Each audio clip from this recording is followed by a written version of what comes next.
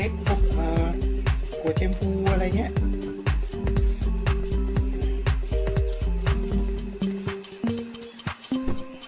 อะไรประมาณนี้นะครับ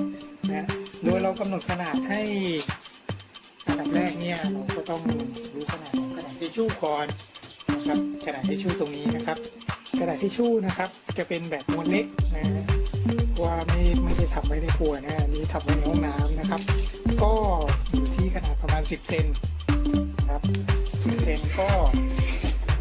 ตรงนี้เอาสัก20 เซนเลยแล้วกันแล้วก็20 เซนเพราะฉะนั้นไม้ตรงนี้เท่ากับไม้นี้ 8.5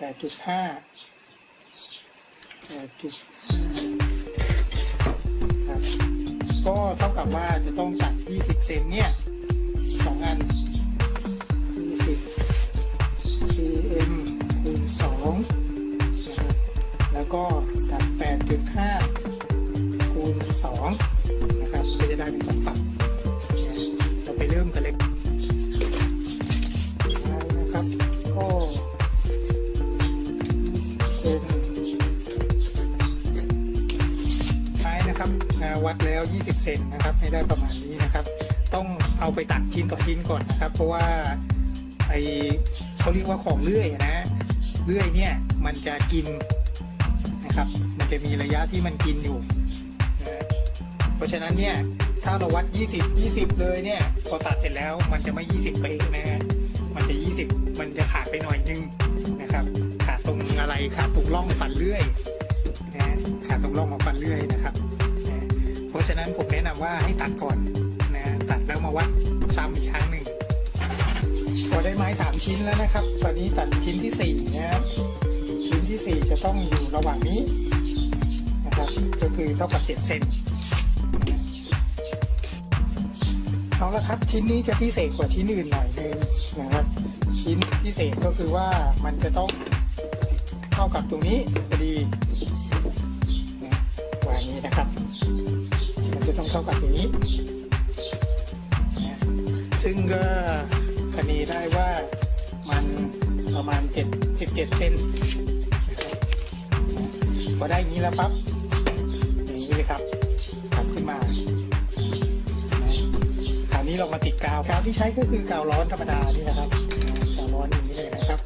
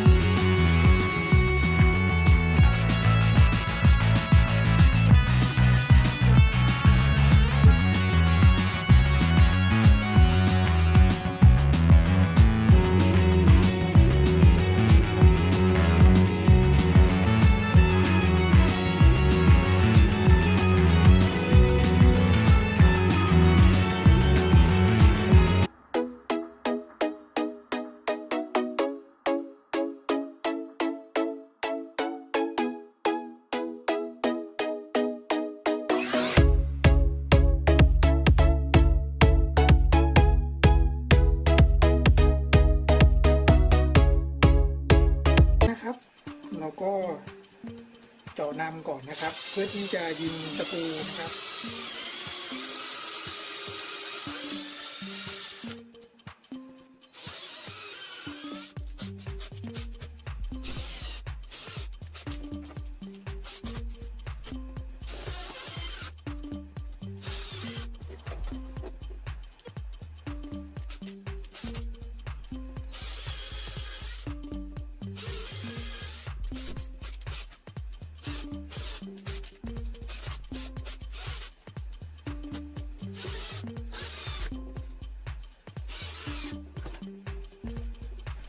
นะครับจากนั้นก็เอาเลื่อยครับอุด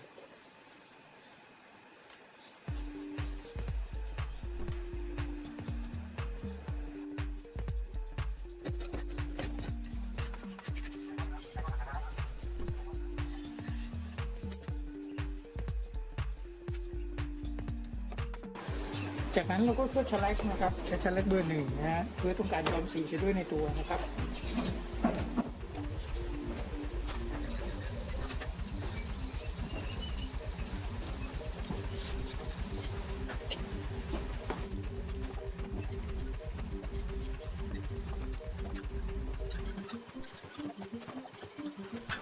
ก็ขอบคุณมากครับสำหรับการรับชมคลิปนี้นะครับหวังว่าเป็นไอเดียดีๆนะครับไอเดียหนึ่งนะในการ DIY ของใช้จุ๊บจิ๊บภายในบ้านนะครับนะ